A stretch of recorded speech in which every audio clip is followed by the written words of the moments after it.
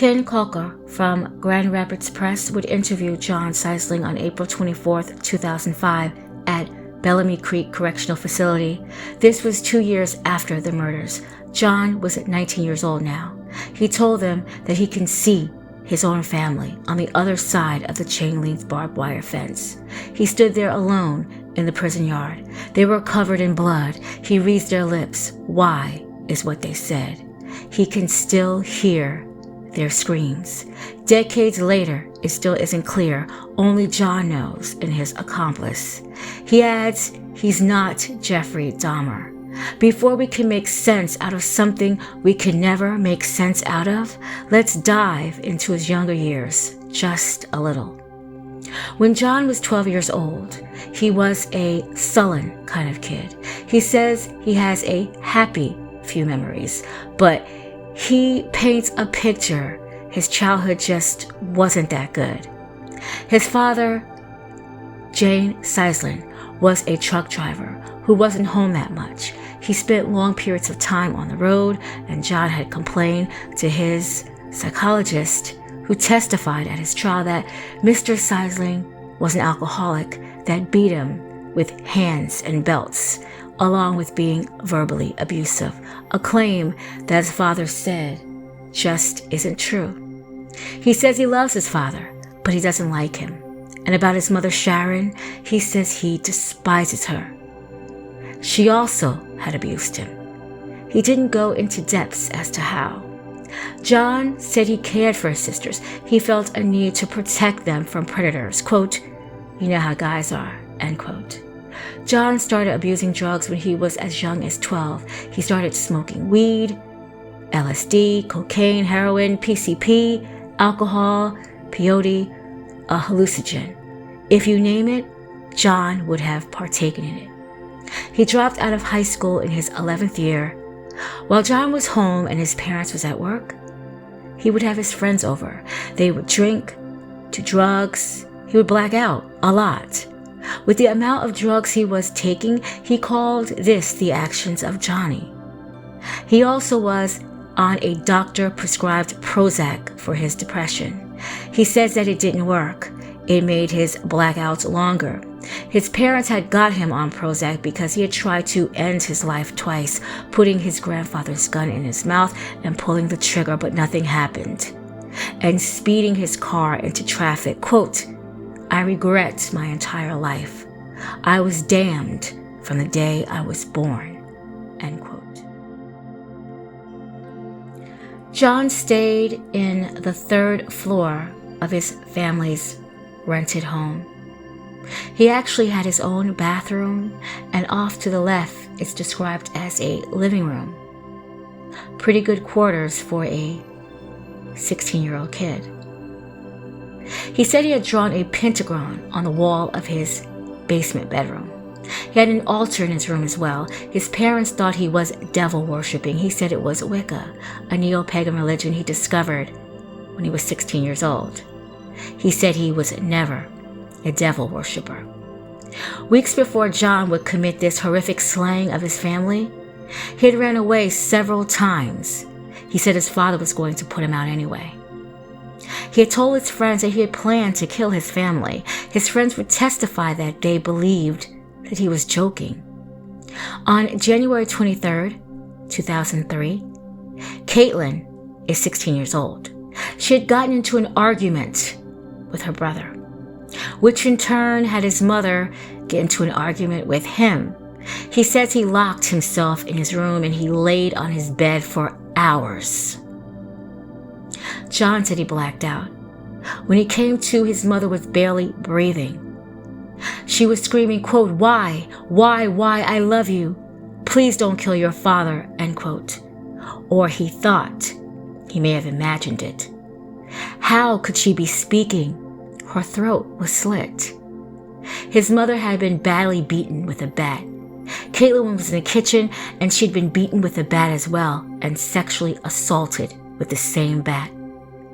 Leah was in her bed, still in her winter coat. She'd been playing in the snow earlier and her throat had been slit. He vomited in the sink. He cleaned up the house, he took a shower, and he jumped in the family car. He had thoughts to run away. He said to himself, "They will just catch up with me anyway. I might as well just stay here and face the music." He called 911 and told him that his family had been robbed and killed. He said he had made up the story because he didn't want the police to come and rough him up. When the police arrived, Detective Bert Elliott was the one who would talk to him first. Jon had answered the door. His hair was still wet from a shower. He had told him again that the two men jumped in the car with a loud exhaust. They were the ones that robbed and killed his family. He told the police that he blacked out. However, he would tell every detail, how he killed each family member vividly, how he carried his crying sister, leading her up to her bed, still wearing her winter coat, as he slit her throat. There was blood all throughout the home, even on the walkway and the garage door, as the body of Caitlin and his 42-year-old mother Sharon, all dead. He'd murdered all of them. Police found the 8-inch kitchen knife still in the sink that was used to slit the throats of two of his victims. Jon was immediately arrested. His blood had been taken shortly after his arrest. He had no alcohol in his system, but a chemical called fluoxetine, which is a major ingredient of the antidepressant Prozac. He called his father from jail.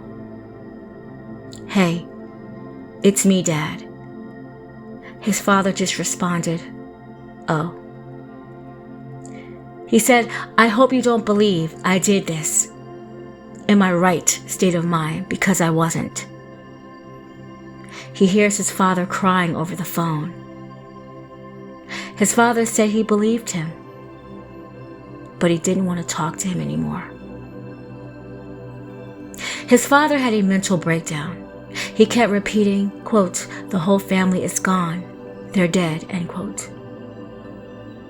He couldn't believe that his own son was the one responsible.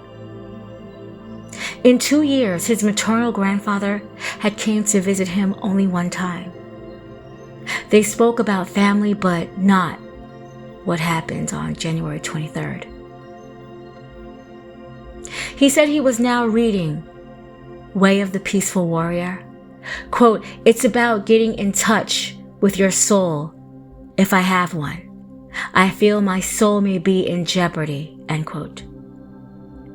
He gives a word of advice to any parents. Quote, "Don't abuse your children, or they might kill you," end quote. He says it was a joke. Jon Siesling, after being evaluated, was fit for trial. He said he didn't do it. He said it was his alter ego, Johnny. Defense had shown that he had been treated at Pine Rust Christian Mental Health Services at Byron Center. His defense also said that he had suffered from multiple personality disorder and depression. Jon, during his trial, had no remorse, no regret. He blamed his parents on a whole for their abuse, the drugs, his dad for not even being home. He wouldn't have done it. Johnny did it. He blamed everyone but himself.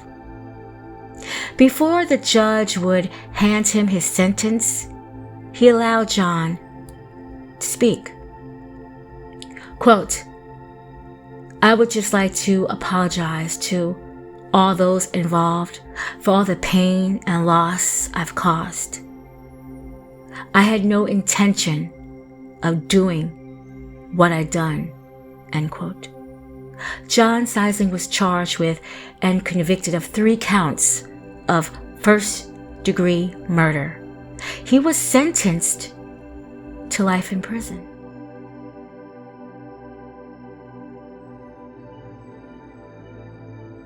Later, the U.S. Supreme Court ruled that the mandatory punishment was cruel and unusual for a juvenile to be sentenced of that length. And they were allowing him resentencing in 2021. So the memories, the horror of January 22nd had to be revisited. The crime photos, the knife, the bat, the house, the emotions, the feelings, the death. The claims Jon had been abused at home. There was no evidence then or now. Doctors that were in his life during his teenage years and doctors that were in his life now, they said Jon exhibited signs of having antisocial personality disorder. He was manipulative and dishonest, with a risk of reoffending. He told the doctors that the murder was pleasurable and exciting, and he thought about killing other inmates. He had a fascination with mass murder. He was cruel to animals. He used to blow up frogs and set fire to them. He also said he felt that this was his family's fault, that they were dead, that it wasn't his.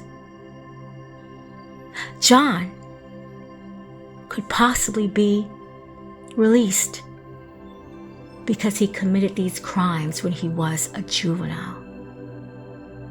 One of the original detective, Dan Rapp, who since retired, said he is still affected by those killings. Other family members came forward. They said Jon needed to remain in prison. His aunt, 79-year-old Sophia Mozandarin, she said, quote, "He not only hurt his mom, but his sisters. He hurt the whole family. His dad was never the same. He should stay in prison," end quote. Jon's defense attorney, Mark Hunting, said Jon isn't the same 17-year-old he used to be. He's now 36 years old. He received a high school diploma. He has a good record now. He really has changed. A couple had befriended Jon. They spent 400 hours with him on visits to the prison. They even said he had changed, and upon his release, he could come and live with them. Jon, what they called the juvenile lifer, even replied to his own fate. Jon would tell the judge that if he were released, he wouldn't break any more laws. To determine a fair sentence for Jon to receive, he could possibly get a minimum of 25 to 40 years. He had already served 18 years. You mean he could possibly get out in 7 years? And live with the people who spent 400 hours with him among guards with guns and barbed wire, and they were still willing to have him. The judge to Jon Siesling, he said, quote, "You're a threat to society, and I think you should die in prison," end quote.